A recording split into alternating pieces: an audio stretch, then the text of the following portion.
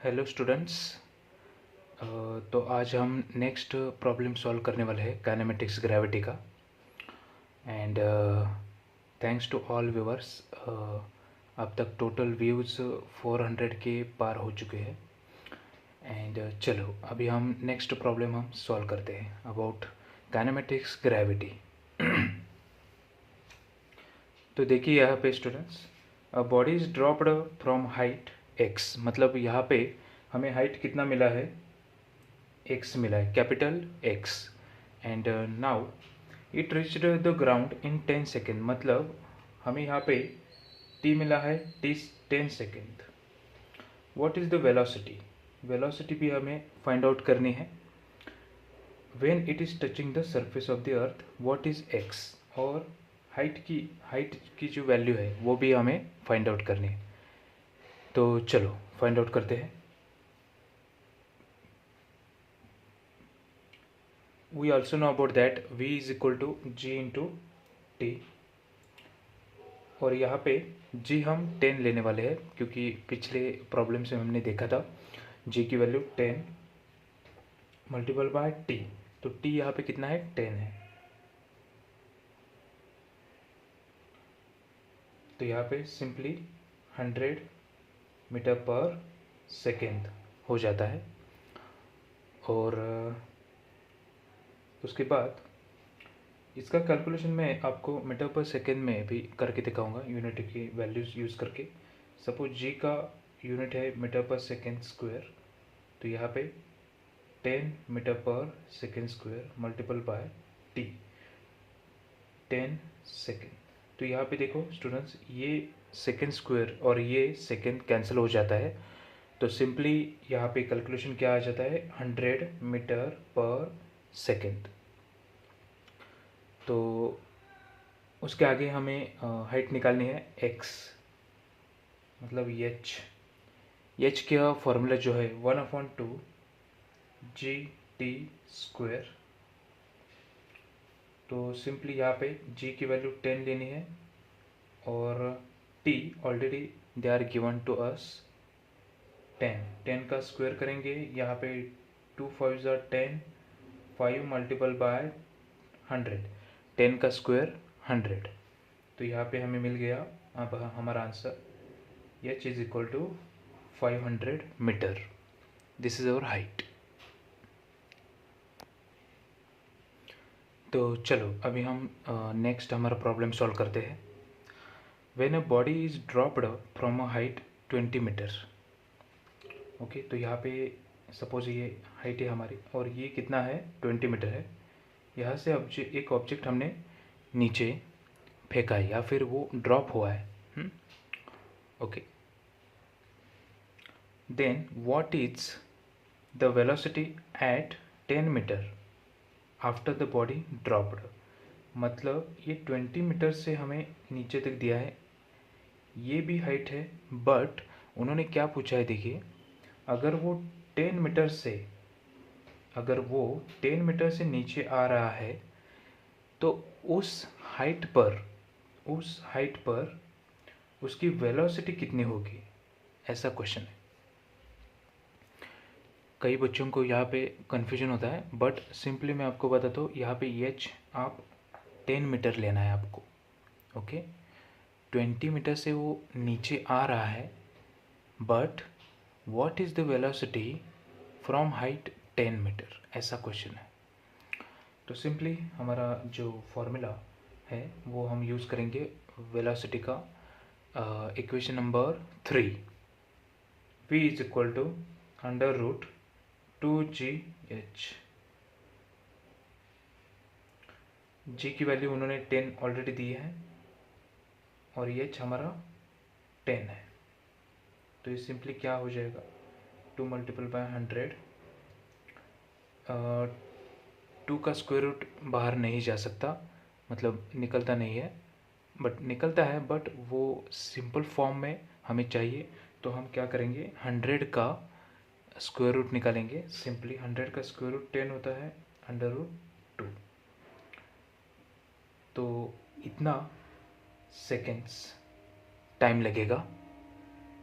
तो यही आपका आंसर है। और जहाँ पे ऑप्शन 10√2 सेकेंड होगा वहाँ पे आपको टिक मार्क करना है। तो चलो स्टूडेंट्स, अभी हम नेक्स्ट हमारा जो प्रॉब्लम है वो हम डिस्कस करते हैं।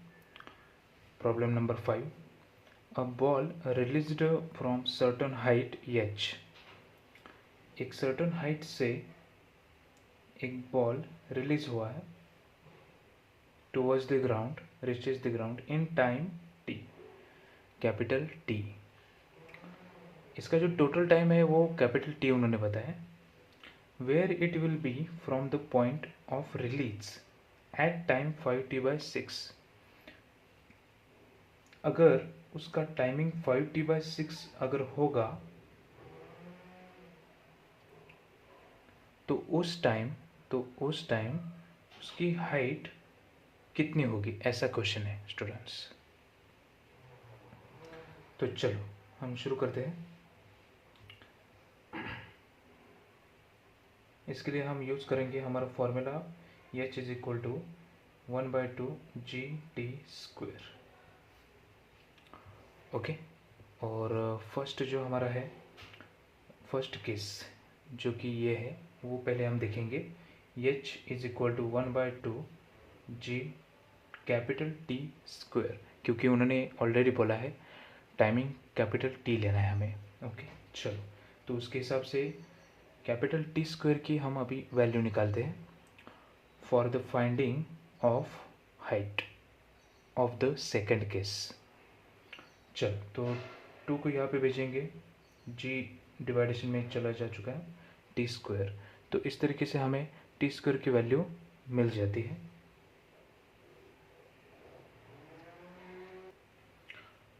तो आगे हम ये फॉर्मूला यूज़ करने वाले हैं। आप इसको h भी बोल सकते हो या फिर s भी, बट मैं यहाँ पे s ले रहा हूँ ताकि कन्फ्यूजन ना हो बहुत बच्चों को।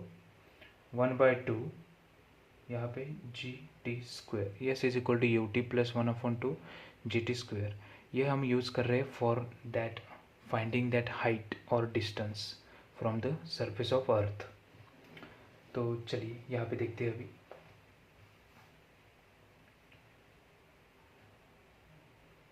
We already know about that the initial velocity is 0, after that 1/2 GT²,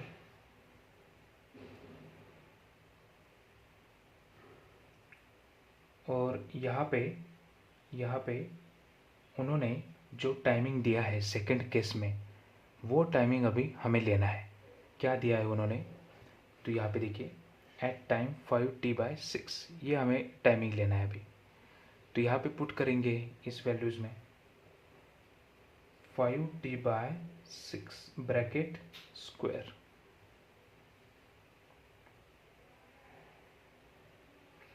okay, clear it. Next, अभी इसके बाद हम क्या करेंगे, 1/2 G, 5 का स्क्वायर 25, आप ऐसे भी ले सकते हो, 6 का स्क्वायर 36, कैपिटल T²। अभी यहाँ पे देखो स्टूडेंट्स, कैपिटल T² आ चुका है, जो कि हमने फाइंड आउट ऑलरेडी कर लिया है यहाँ पे इस ब्रैकेट में। तो कैपिटल T² की जो वैल्यू है वो अभी हम यहाँ पे रखेंगे।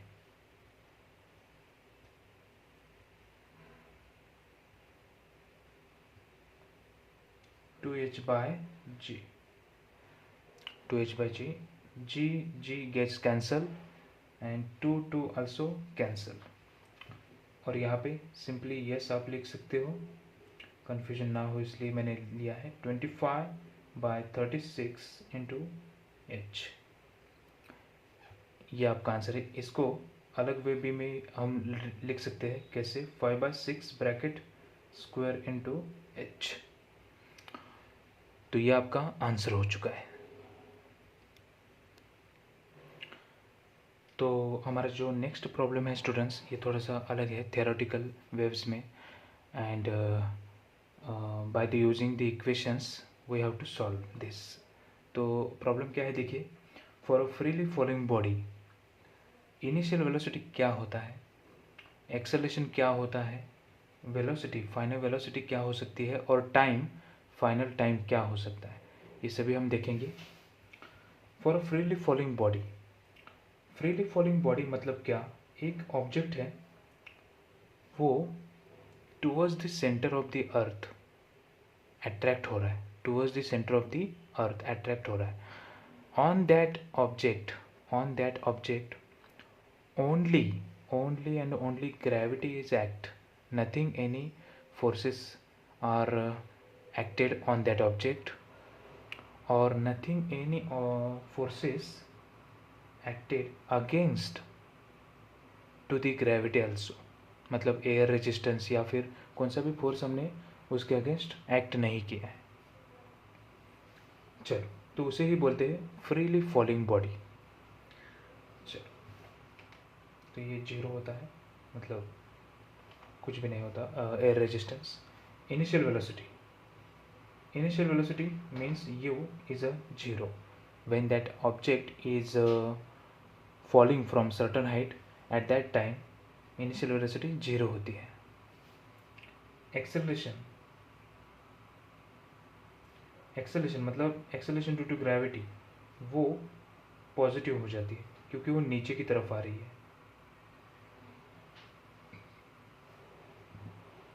पॉजिटिव.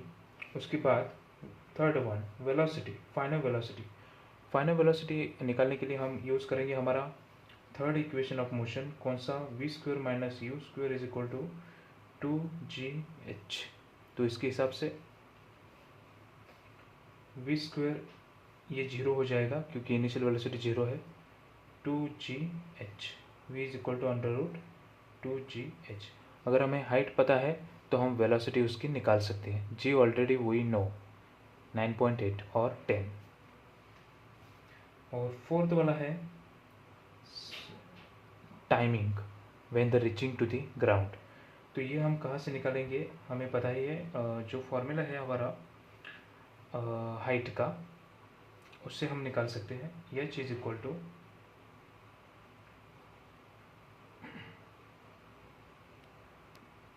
1/2 gt². तो उसके हिसाब से 2 को यहाँ पे भेजेंगे, वो यहाँ पे डिवाइडेशन में, वहाँ पे मल्टीप्लिकेशन में जाएगा, और g डिवाइडेशन में जाएगा. Simply t is equal to √2h/g. तो ऐसे आप t की वैल्यू भी फाइंड आउट कर सकते हैं.